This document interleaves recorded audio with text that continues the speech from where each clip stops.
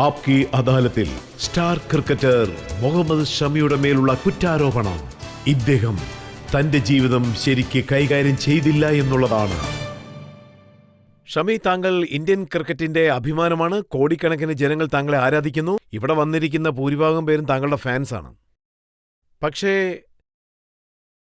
താങ്കളുടെ കരിയറിന്റെ പീക്കിൽ 2018 താങ്കൾ കോച്ചായ രവിശാസ്ത്രിയുടെ അടുത്ത് പോയി ഞാൻ ക്രിക്കറ്റ് ഉപേക്ഷിക്കാൻ പോവുകയാണെന്ന് പറഞ്ഞു. ബാംഗ്ലൂർ NCAയിൽ നടന്നതാണ്. ആ സമയത്ത് 2015 എനിക്ക് പരിക്ക് പറ്റിയത്. അതിനുശേഷം കുറച്ച് അപ്പ് ആൻഡ് ഡൗൺ ഇഷ്യൂസൊക്കെ ഉണ്ടായിരുന്നു. എൻ്റെ സിറ്റുവേഷൻ ശരിക്കും പറഞ്ഞാൽ 2 കിലോമീറ്റർ പോലും എനിക്ക് ഓടാനാവില്ലായിരുന്നു. മുട്ട് വാമാകും, പിന്നെ സ്വെല്ലിംഗ് ആവും. നിങ്ങൾ ഓടരുതെന്ന് ഡോക്ടർ പറഞ്ഞിരുന്നു. വളരെ സ്ട്രെയിൻ ചെയ്യാൻ പാടില്ലെന്ന് എന്നോട് പ്രത്യേകം പറഞ്ഞിരുന്നു. ഫിറ്റ്നസ് ടെസ്റ്റിൽ എനിക്ക് വന്നും പോയിക്കൊണ്ടിരിക്കണമായിരുന്നു. അദ്ദേഹം എന്നോട് ഓടാൻ പാടില്ലെന്ന് പറഞ്ഞിരുന്നു. ഞാൻ 2 കിലോമീറ്റർ ഓടി, സ്വെല്ലിംഗ് തുടങ്ങി. അന്ന് അഫ്ഗാനിസ്ഥാനുമായിട്ടൊരു ടെസ്റ്റ് മാച്ച് ഉണ്ടായിരുന്നു, അതായത് ബാംഗ്ലൂരിൽ. അപ്പം ഞാൻ ചിന്തിച്ചു, എന്ത് ലൈഫായത്. യഥാർത്ഥത്തിൽ നിങ്ങളുടെ ക്രിക്കറ്റിലാണ് എനിക്ക് ഇഞ്ചുറി ഉണ്ടായത്. നിങ്ങളുടെ ഡോക്ടറാണ് എന്നെ ചികിത്സിക്കുന്നത്. നിങ്ങൾ എന്നോട് ബൗൾ ചെയ്യാൻ പറയേ, എത്ര ബൗൾ ചെയ്യണോ ഞാനതൊക്കെ ചെയ്യാം. എന്താണെങ്കിലും ഈ ടെസ്റ്റ് കളിക്കാൻ ഞാൻ ഒരിക്കലും ഫിറ്റായിരുന്നില്ല. അതുകൊണ്ട് മാച്ചിന് ഒരു ദിവസം മുന്നേ തന്നെ ഞാൻ പറഞ്ഞു, ഡോക്ടർ പറഞ്ഞിട്ടുണ്ട് കളിക്കാൻ പാടില്ലെന്ന് പറഞ്ഞിട്ടുണ്ട്, അതുകൊണ്ട് വേറെ ടെസ്റ്റ് മാച്ച് ഞാൻ കളിക്കാമെന്ന് പറഞ്ഞു. അതിനവര് ഇനി യോയോ ഓപ്ഷൻ മാത്രമേ ഉള്ളൂ, ഇതിൽ കളിച്ചു തന്നെ ആവണം. അപ്പം ഞാൻ പറഞ്ഞു ഈ ക്രിക്കറ്റ് ഞാൻ വിടാന്ന്. അത് ഞാൻ വളരെ ദേഷ്യത്തോടെയാണ് പറഞ്ഞത്. ആ ടെസ്റ്റ് മാച്ച് കഴിഞ്ഞു. അതിനുശേഷം 2 പേർ എൻ്റെ അടുത്തേക്ക് വന്നു, ഭരത് അരുൺ സാറും പിന്നെ കോച്ചും. ദേഷ്യപ്പെടാതെ, നീ ക്രിക്കറ്റിനെ എത്രമാത്രം സ്നേഹിക്കുന്നുണ്ടെന്ന് ഞങ്ങൾക്ക് നന്നായിട്ട് അറിയാം. അതുകൊണ്ടാണ് ഞാൻ പറയുന്നത്, നിങ്ങൾ മനസ്സിലാക്കണം, എല്ലാവരും ഒരേ പേസിൽ നിൽക്കാൻ പറ്റില്ലല്ലോ. ഇങ്ങനെയുള്ള ആളുകൾക്ക് വേറൊരു ടെസ്റ്റ് കൊടുത്തേക്ക്. ആദ്യം നീ ദേഷ്യപ്പെടാതിരിക്കെ ഈ ടെസ്റ്റ് കളിക്കണ്ടെന്ന് പറഞ്ഞു.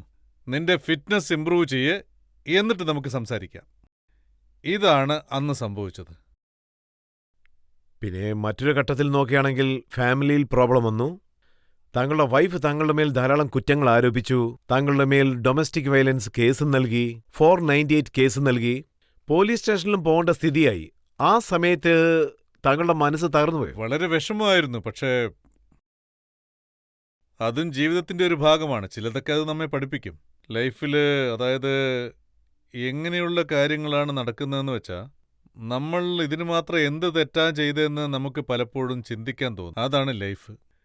എൻ്റെ ജീവിതത്തിൽ ഏറ്റവും വലിയ തെറ്റ് ഇതാണെന്ന് ഞാൻ സമ്മതിക്കാം. അതായത് ലൈഫിൽ ഇതുപോലെയുള്ള തെറ്റുകൾ ഞാൻ ഇനി ആവർത്തിക്കില്ല. പക്ഷേ ഇവിടെ താങ്കൾ കളിക്കുന്ന സമയത്ത് അതിലും ഫോക്കസ് ചെയ്യണം. പിന്നെ മെന്റൽ സ്ട്രെങ്ത് അതും ആവശ്യമാണ്. താങ്കൾ എങ്ങനെയാണ് ഈ 2 കാര്യങ്ങളും ബാലൻസ് ചെയ്തത്? സർ, ഇത് വളരെ വിഷമമുള്ള കാര്യമാണ്. ശരിക്കും പറഞ്ഞാൽ ഇത് പിൻ ചെയ്യേണ്ട ഒരു കാര്യം തന്നെയാണ്. മൈൻഡ് ഡിസ്റ്റർബ് ചെയ്യുന്ന ഒരു കാര്യമാണ്. നിങ്ങളൊരു കോമ്പറ്റേറ്റീവ് ഗെയിം കളിക്കുന്ന സമയത്ത് വളരെ ബുദ്ധിമുട്ടായിരിക്കും 2 ഭാഗത്തും സ്പ്ലിറ്റ് ചെയ്ത് നോക്കുമ്പോൾ. ഇവിടെ എന്താണ് നടക്കുന്നത്, അവിടെ എന്താണ് നടക്കുന്നത്. മോളിന്ന് ഗെയിമിന്റെ മെന്റൽ പ്രഷറും ഉണ്ടാവും. ഷമി, എനിക്ക് ഓർമ്മയുണ്ട് ആ കാലഘട്ടത്തിൽ താങ്കൾ ഫാമിലി ഇഷ്യൂസ് നടക്കുന്ന സമയത്ത് എങ്ങനെയെങ്കിലും സംസാരിച്ച് കോംപ്രമൈസ് ചെയ്യണമെന്നാണ് ആഗ്രഹിച്ചത്. ഞാൻ ട്രൈ ചെയ്തു. പക്ഷേ വീട്ടിൽ പ്രശ്നമുണ്ടാവുമെന്ന് ആരും ഒരിക്കലും കരുതിയിട്ടില്ല. അതും പ്രത്യേകിച്ച് നമ്മൾ നാടിനു വേണ്ടി കളിച്ചുകൊണ്ടിരിക്കുമ്പോൾ അൺവാണ്ടഡ് സ്ട്രെസ് ഒന്നും തലയിൽ വെച്ചേക്കരുത്. ഞാൻ ശ്രമങ്ങൾ നടത്തി. പിന്നെ അതൊക്കെ അവരുടെ കൈകളിലായിരുന്നു. അവർക്ക് എന്താണ് ഇഷ്ടം, എന്താണ് ഇഷ്ടമല്ലാത്തത്. ഇഷ്ടമല്ലെങ്കിൽ എന്തു ചെയ്യാൻ പറ്റും? നമ്മൾ ക്ഷമയോടെ ഇരിക്കുക. കാരണം ഇത് സോഷ്യൽ മീഡിയയുടെ കാലമാണ്. പബ്ലിക് ഡൊമൈനിൽ എല്ലാ കാര്യങ്ങളും വരും. വളരെ തെറ്റായിട്ട് സംസാരിക്കും. പല കെട്ടുകഥകളും അവർ തന്നെ ക്രിയേറ്റും ചെയ്യും. സർ, മോശമായ കാര്യങ്ങളാണ് പറയുന്നത്, നടക്കാത്ത കാര്യങ്ങളാണ് ഇപ്പോൾ നടന്നുവെന്ന് പറയുന്നത്. അതുകൊണ്ടാണ് എനിക്ക് ഒരുപാട് പേടി തോന്നുന്നത്. നടക്കാത്തതൊക്കെ നടന്ന പോലെ കാണിക്കുന്നത്. ഇന്ന് ഞാനൊരു ഫോട്ടോ കണ്ടു. ഞങ്ങൾ എപ്പോഴാ പോയെന്ന് എനിക്ക് തന്നെ അറിയില്ല. സോ ഇങ്ങനെയുള്ള കാര്യങ്ങളൊക്കെ വരുന്നു. അതായത് ശരിക്കും പറഞ്ഞാൽ എൻ്റെ മേൽ ആരോപിച്ച കുറ്റങ്ങൾ കഴിഞ്ഞ 6-7 വർഷത്തിനിടയ്ക്ക് എൻ്റെ പേരിൽ ചുമത്തിയ കുറ്റാരോപണങ്ങൾ ടെററിസ്റ്റുകളോട് പോലും ഉണ്ടായിട്ടുണ്ടാവില്ല. സോ ഇതിന് നമ്മളൊന്നും ചെയ്യാൻ പറ്റില്ല. പക്ഷേ ഇതിൽ നല്ല കാര്യം എന്താണെന്ന് വെച്ചാൽ താങ്കളെ അറിയാവുന്നവർ, മനസ്സിലാക്കിയവർ, താങ്കളോടൊപ്പം കളിച്ചവർ, കപിൽ ദേവ്, മഹേന്ദ്ര സിംഗ് ധോണി, വിരാട് കോഹ്ലി എല്ലാവരും പബ്ലിക്കായിട്ട് പറഞ്ഞു. അതായത് താങ്കളെക്കുറിച്ച് ഇങ്ങനെയുള്ള വയലൻസ് ഒന്നും തന്നെ സംഭവിച്ചു കാണില്ല, ഭീഷണിപ്പെടുത്തലും ഒന്നും തന്നെ സംഭവിച്ചില്ലെന്ന്. സർ, ഞങ്ങളുടെ കുടുംബത്തിൽ പെൺകുഞ്ഞുങ്ങൾ ജനിച്ചാൽ ആൺകുട്ടി ജനിച്ചതിനേക്കാൾ വലിയ സന്തോഷമായി ഞങ്ങളതിനെ ആഘോഷിക്കാറുണ്ട്. സോ ഞങ്ങളുടെ വീട്ടിൽ ആൺകുട്ടികളും ജനിച്ചിട്ടുണ്ട്. പക്ഷേ പെൺകുട്ടികൾ ജനിച്ചാൽ അതും ഞങ്ങൾ വളരെയധികം ആഘോഷിക്കും.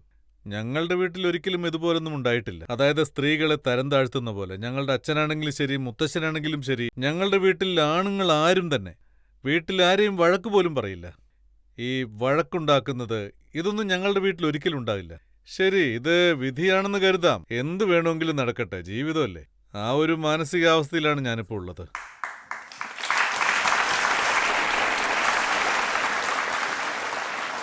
അതുകൊണ്ടാണോ ആ ദുഃഖത്തിൽ താങ്കൾ ആത്മഹത്യ ചെയ്യുന്നതിനെക്കുറിച്ച് പോലും ചിന്തിച്ചത്?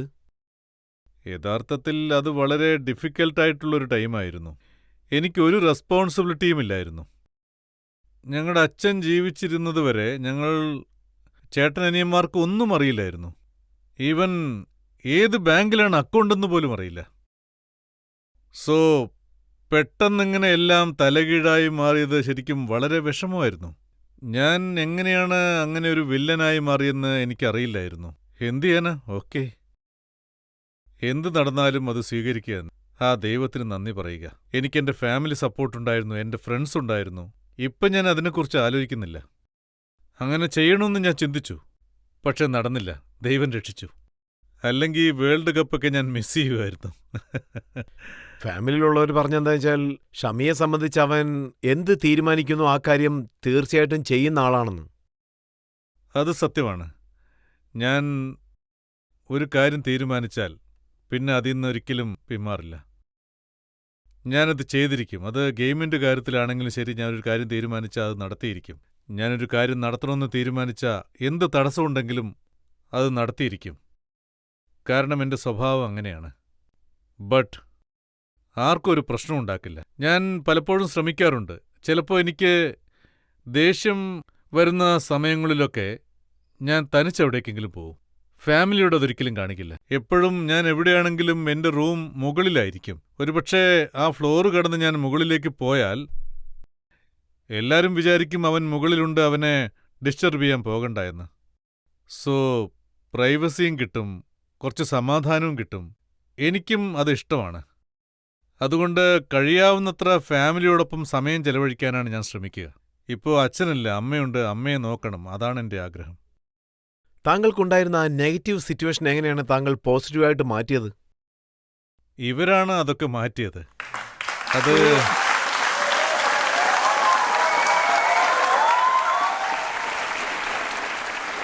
കാരണം എൻ്റെ മൈൻഡിൽ അങ്ങനെയൊരു തോട്ട് വന്ന സമയത്ത് എൻ്റെ ലൈഫ് ഇതോടെ തീർന്നെന്ന് കരുതി.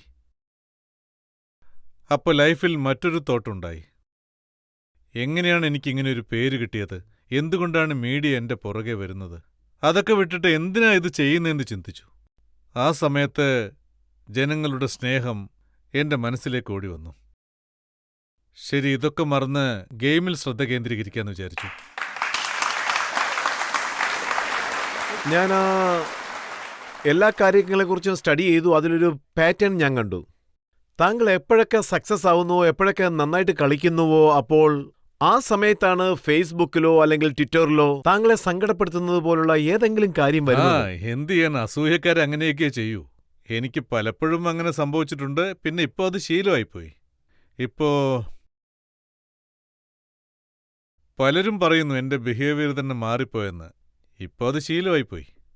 എന്തെങ്കിലും ഒരു വലിയ ഈവൻ്റ് നടക്കുന്ന സമയത്ത്, നന്നായി പെർഫോം ചെയ്യുന്ന സമയത്ത്, അല്ലെങ്കിൽ ഒരു നല്ല കാര്യം ചെയ്യണമെന്ന് വിചാരിക്കുമ്പോൾ അവിടെ ഒരു പിൻ പോയിന്റ് ചെയ്യേണ്ടത് അത്യാവശ്യമാണ്. അതുകൊണ്ട് ഞാൻ മെന്റലി വളരെ പ്രിപ്പയർ ആണ്. എനിക്കിപ്പോൾ ഈ മെന്റാലിറ്റി സെറ്റായി കഴിഞ്ഞു. അവര് എനിക്കെതിരെ ഇങ്ങനെയൊരു സിറ്റുവേഷൻ ക്രിയേറ്റ് ചെയ്യുന്നുണ്ടെങ്കിൽ ഐ ഡോണ്ട് കെയർ, നിങ്ങൾ എന്ത് വേണേലും ചെയ്തു. ഞാൻ എപ്പോഴും എൻ്റെ ജോലിയിൽ ഫോക്കസ്ഡ് ആയിരിക്കും. എൻ്റെ എയിമാണ് എനിക്ക് വലുത്.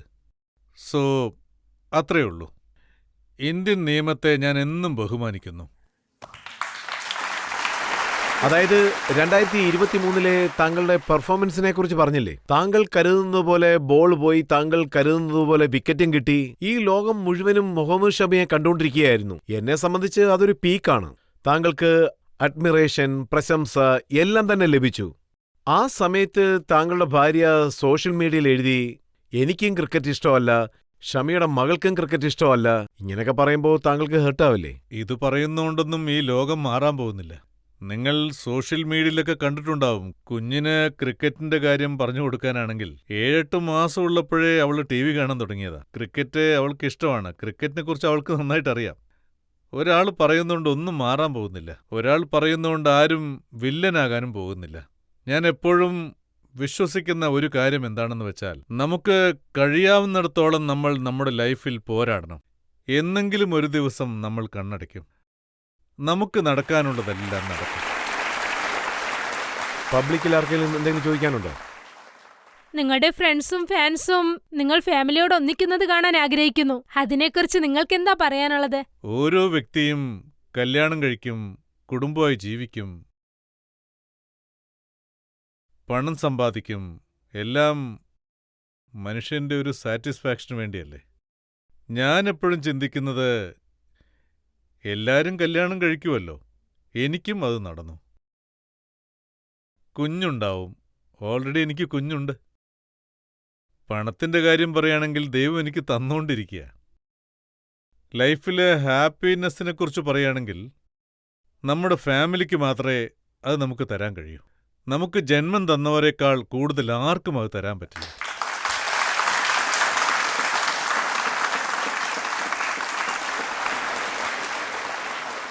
ഷമി, താങ്കളുടെ പേഴ്സണൽ കാര്യങ്ങളെല്ലാം വളരെ ഡിഗ്നിറ്റിയോടാണ് ഹാൻഡിൽ ചെയ്തത്.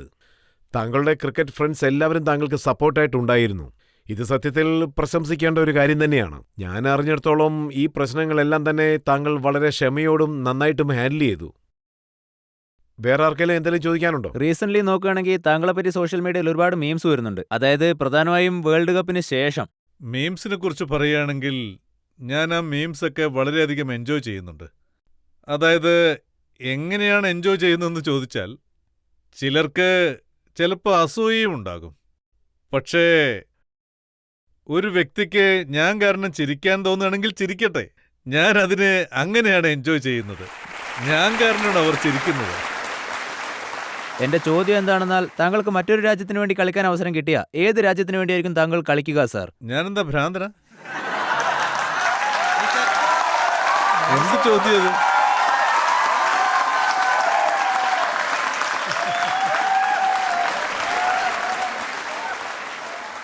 നമ്മുടേത് നമ്പർ 1 ടീം തന്നെയാ. ഒരുപക്ഷെ താങ്കൾക്ക് ഒരു ടീമിനെ നമ്പർ 2 ആയിട്ട് പരിഗണിക്കണമെന്ന് തോന്നിയാ അത് ഏത് ടീമിനെയായിരിക്കും പരിഗണിക്കുക സാർ, സാർ? എന്റെ ദേഹത്ത് എത്ര ചോരയുണ്ടോ അത് മുഴുവൻ ഇവിടെ ചിന്തിയിട്ടേ ഞാൻ പോകൂ.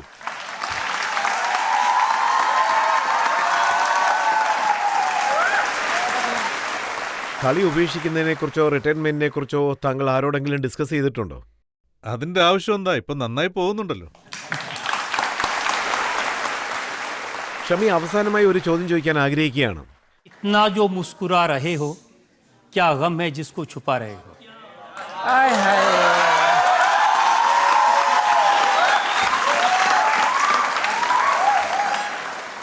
ആ ഒരു വേദന നിങ്ങൾക്കും ഇഷ്ടപ്പെടും. ഒരിക്കലെങ്കിലും വേൾഡ് കപ്പ് ജയിക്കണം. അതാണ് എന്റെ വിഷമം.